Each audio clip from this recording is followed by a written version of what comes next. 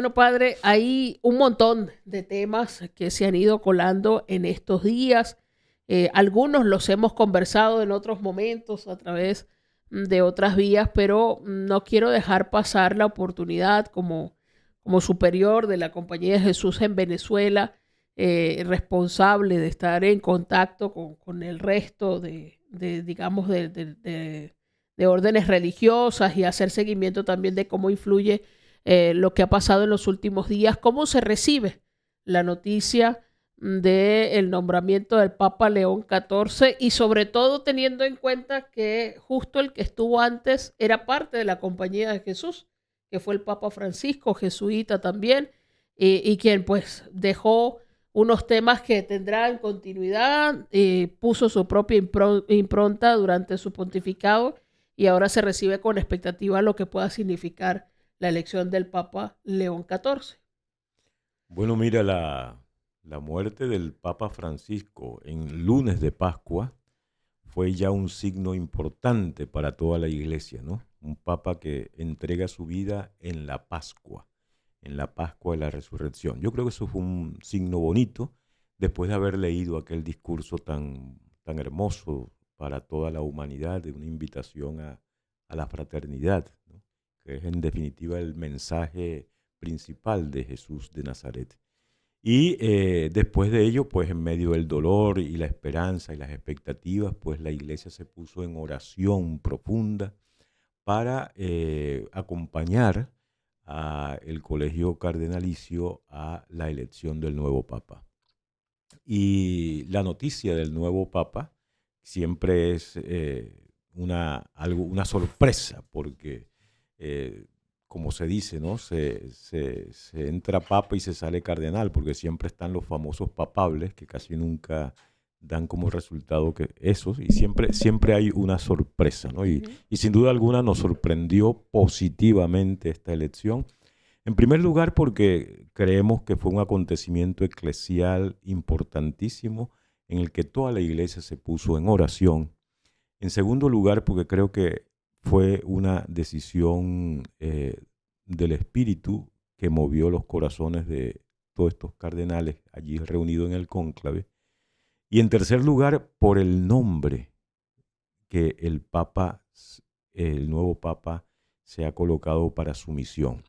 Los nombres de los papas no son casuales, son programáticos. Cuando digo son programáticos es que hay que analizar el nombre para ver cuál va a ser como el programa de gobierno pastoral del Papa, ¿no? Hay una intención cuando se Hay una escoge un nombre. intención. Por ejemplo, cuando Francisco se puso Francisco, en honor a la tradición franciscana de Francisco de Asís, siendo jesuita, hijo de San Ignacio fue muy marcado por San Francisco de Asís en su experiencia espiritual. Pero Francisco se coloca Francisco de Asís para retomar el proyecto profético de San Francisco de Asís, que era el proyecto, la hermandad con la naturaleza, hermana sol, hermana tierra, y por eso la Laudato Si. Su amistad con los pobres, una iglesia pobre para los pobres, y allí está el Evangelio de la Alegría. El tema de la misericordia, un aspecto importantísimo de la vida misma de Jesús. Y sobre todo la vuelta a Jesús, ¿no? Que eso fue una impronta importante de San Francisco de Asís y que Francisco retomó. Y por supuesto, retomar el hilo que ya se había debilitado del Concilio Vaticano II, que es ese acontecimiento eclesial en el que la Iglesia vuelve a las fuentes, vuelve a la barca, vuelve al Evangelio. Entonces, el Papa Francisco fue eso y muere en Pascua. Y ahora León XIV viene a continuar la tradición de León XIII, que es conocido en la Iglesia como el Papa Social, que le tocó vivir un momento en el mundo en global muy, muy importante, en el que el liberalismo estaba generando una gran explotación en el mundo laboral, y por otro lado, esa misma situación estaba surgiendo también el marxismo como fuerza, iba conquistando a la clase obrera, y a León XIII en su momento le tocó proponer una alternativa al capitalismo y al marxismo. Y ahí es donde viene la propuesta, se va diseñando la propuesta de la doctrina social de la Iglesia o enseñanza social de la Iglesia, que también va a dar cabida, diríamos, a la alternativa cristiana en la política por el tema del bien común y la fraternidad. Dejábamos un tema pendiente, padre. Iba usted describiendo la relación entre, digamos, la propuesta pastoral que trae el Papa. Uno puede inferir cuál va a ser más o menos su tendencia o su énfasis en el pontificado según el nombre que elige. Y precisamente el Papa León XIV escoge este nombre, siendo la vinculación que tiene con lo que hizo León XIII en un mundo bastante convulsionado, donde se intenta, pero no se termina de abordar con profundidad la discusión sobre el sistema.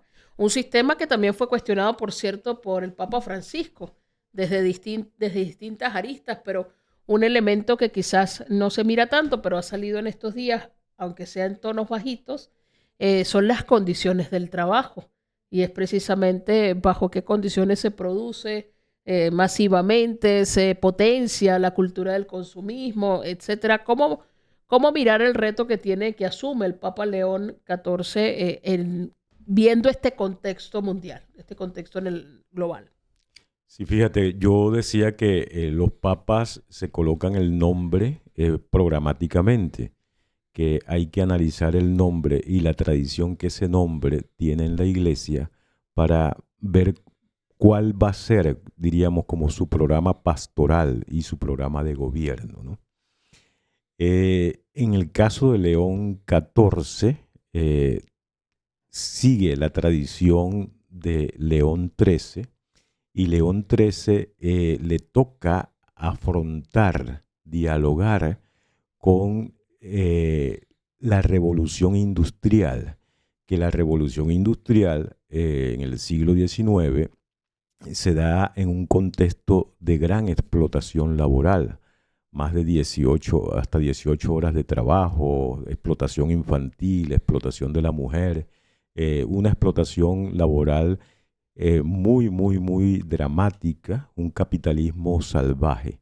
Pero que al mismo tiempo esas condiciones de explotación generaron también una respuesta de parte de la clase trabajadora. Y en el siglo XIX, como todos sabemos, pues las teorías del marxismo comienzan a tomar fuerza y el análisis que el marxismo hace a la estructura del capital en ese momento, pues van ganando las mentes y los corazones de los trabajadores, porque les defiende de ese capitalismo salvaje, ¿no?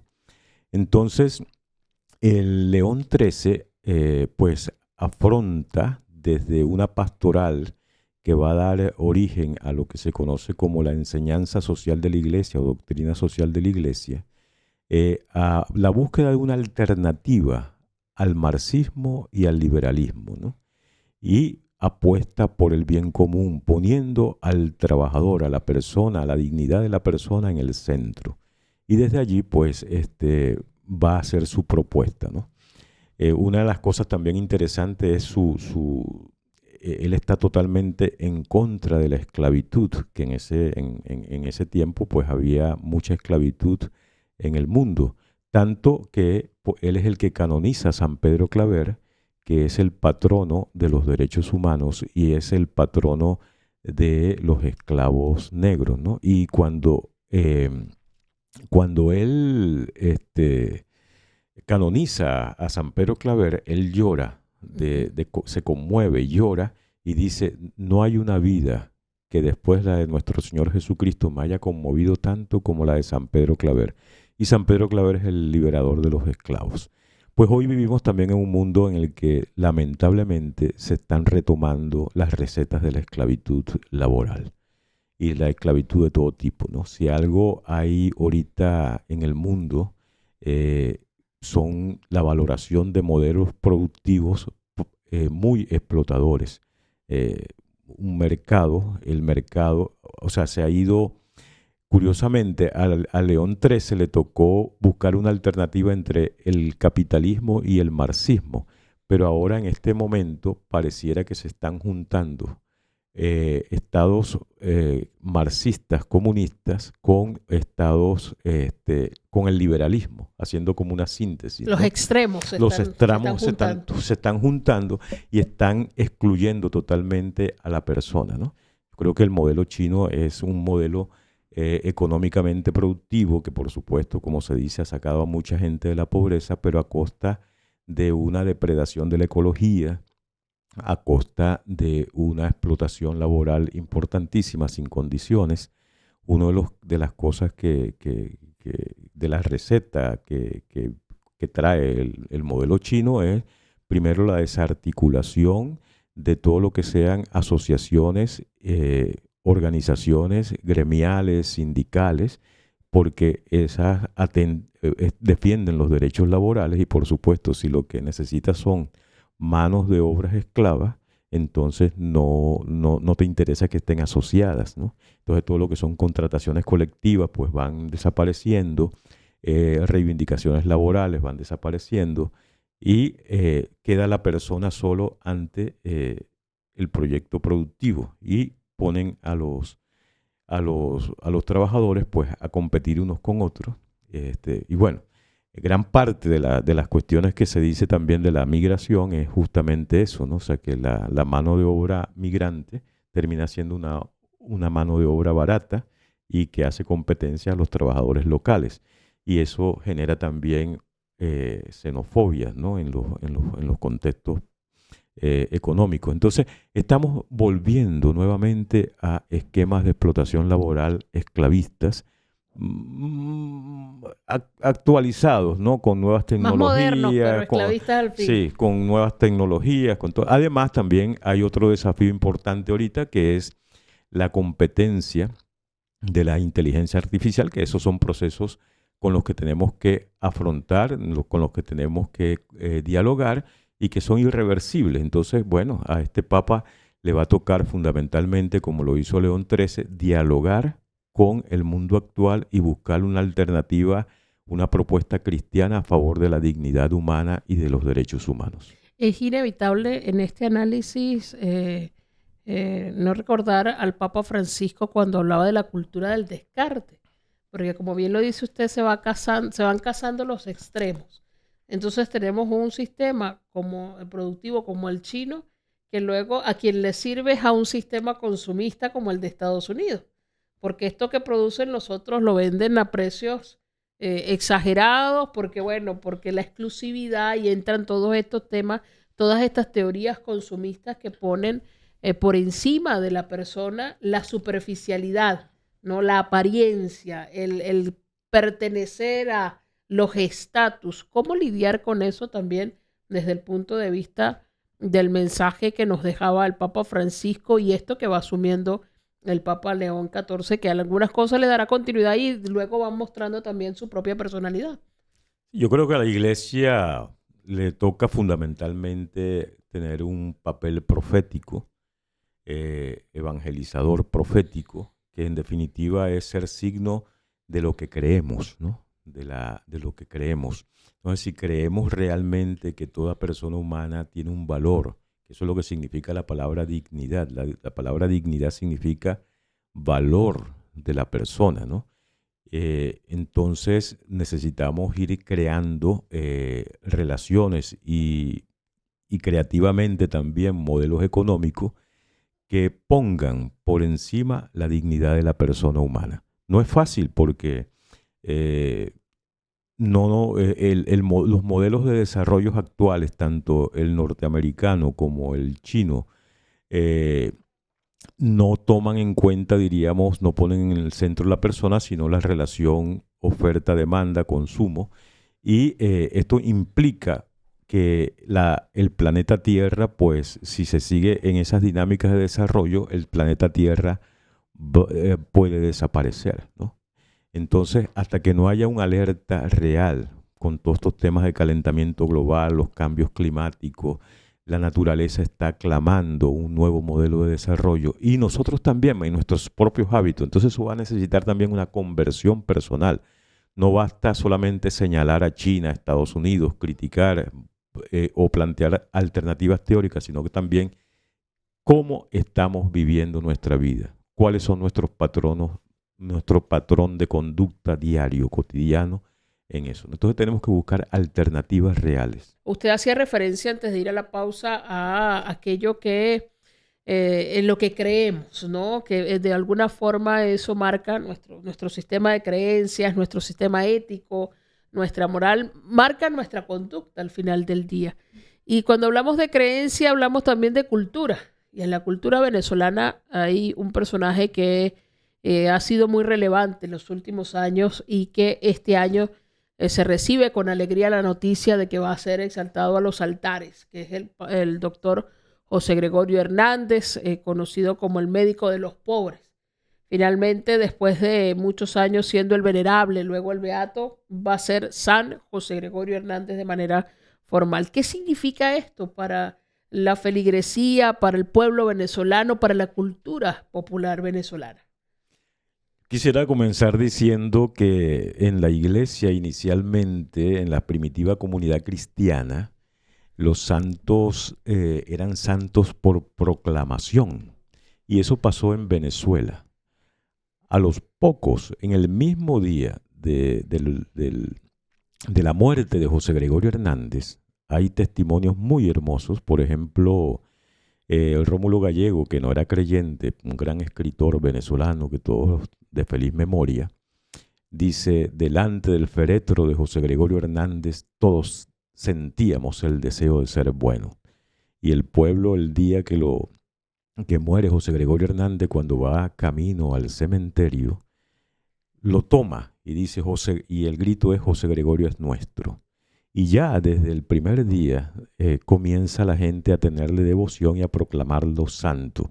De hecho, más adelante hay una canción del famoso cantante Daniel Santo, San José Gregorio Hernández. ¿Qué significa esto? Bueno, que más allá de los muros de la iglesia y de los cánones de la iglesia católica, el pueblo ya reconoce la santidad de José Gregorio Hernández. Sin embargo, la iglesia cuida también el camino a la santidad y, bueno, se iniciaron también desde el comienzo todos unos procesos, ¿verdad? Y por eso ese camino de siervo de Dios, el venerable, después el beato y ahora la canonización. Por eso la campaña que después que Francisco hace el anuncio de la canonización de José Gregorio Hernández, que lamentablemente no le va a tocar a él litúrgicamente ensalzarlo a los altares, pero ya está firmado el decreto. La campaña actual, que es muy bonita y te la puedo enviar en algún momento para que la pasen también. Me imagino que en la televisora Niños Cantores, pues por supuesto que la estarán también difundiendo. Muy hermosa es: santo para todos, el santo de todos, ¿no? Tanto él como Carmen Rendile. Pero la figura de José Gregorio Hernández, diríamos, súper emblemática en ese sentido. Y cuando decimos santos para todos es porque la santidad de José Gregorio Hernández trasciende los límites de la Iglesia Católica. O sea, es un santo del país, es un santo, es un referente humano, de bondad humana, de práctica del bien, de la misericordia y del esfuerzo por construir el país, que es de todos, que es una invitación a todos, es un punto de encuentro para todos. ¿Qué caracterizaba a José Gregorio Hernández? ¿Qué hizo? Además de atender, de ser el médico de los pobres, porque también atendía a otros que no eran tan pobres. Es decir, tuvo una participación destacada en su época, sin duda alguna, pero ¿qué hizo que la gente decidiera al final decir que, bueno, José Gregorio es nuestro, y proclamarlo como santo de los venezolanos? Mira, ayer domingo la palabra de Dios, el Evangelio, nos decía que el mandamiento se resume en amar a Dios sobre todas las cosas y al prójimo como a ámense unos a otros como yo los he amado, decía Jesús, ¿no? Creo que eso es la vida de José Gregorio Hernández. Primero, un hombre de profunda fe, un hombre que se tomó en serio la fe, la entrega a Jesús, o sea, la pasión por Jesús. Y esa pasión por Jesús lo llevó también a dar lo mejor de sí, o sea, a prepararse, José Gregorio fue músico, fue sastre, fue artista, fue médico, 6 idiomas modernos y lenguas clásicas, estudió medicina, fue excelentemente académico en los estudios, se ganó una beca por sus esfuerzos a París, que era la cuna de la medicina en ese momento, de la medicina moderna. Trajo la medicina moderna al país. En París recibió ofertas importantísimas para que se quedara allí. Fue alumno de 2 grandes premios Nobel de la medicina que lo querían como discípulo, y él se vino a Venezuela a trabajar en el país, porque para él el sueño de José Gregorio era erradicar la enfermedad en el país. Y en medio de eso comenzó a practicar una medicina novedosa que ha caracterizado a la medicina venezolana, que es una medicina humana, una medicina que no solamente atiende la enfermedad, sino a la persona, ¿no? Y sobre todo su dedicación a los pobres. Él llega a decir bellamente: los pobres son lo más importantes para mi vida. O sea, él sentía y por supuesto que atendió a todos. Ahí también fue médico de para entonces el dictador Juan Vicente Gómez, ¿no? Pero lo importante de José Gregorio Hernández es que en una situación tan difícil en Venezuela, de una dictadura tan férrea como la de Juan Vicente Gómez, él se mantuvo junto con otros médicos como Rasetti, Dominici y ese equipo importantísimo, pues mantuvieron como una estrategia de largo plazo de construir una salud pública en Venezuela. Y por eso Venezuela fue el país de punta en la salud pública en Latinoamérica, e incluso despuntó a nivel universal como uno de los sistemas de salud más importantes, ¿no? Y eso tenemos que recuperarlo. O sea, yo creo que el ejemplo de José Gregorio es que sí es posible en medio de la adversidad construir esperanza. Ahora, además, una doble celebración con José Gregorio, porque además es laico y muestra un camino para aquellos y para aquellas que, bueno, no necesariamente son parte del clérigo, que también pueden hacer aportes tan relevantes que terminan siendo reconocidos de este modo. ¿Qué mensaje se le entrega al pueblo con este reconocimiento que afirma el Papa Francisco, pero es de la Iglesia Universal? Además, si ustedes se ponen a ver en los santorales, José Gregorio es el único santo que tiene bigote. Los demás tienen barbas y bigotes, pero bigotes solamente José Gregorio. Detalles, Un detalle interesante.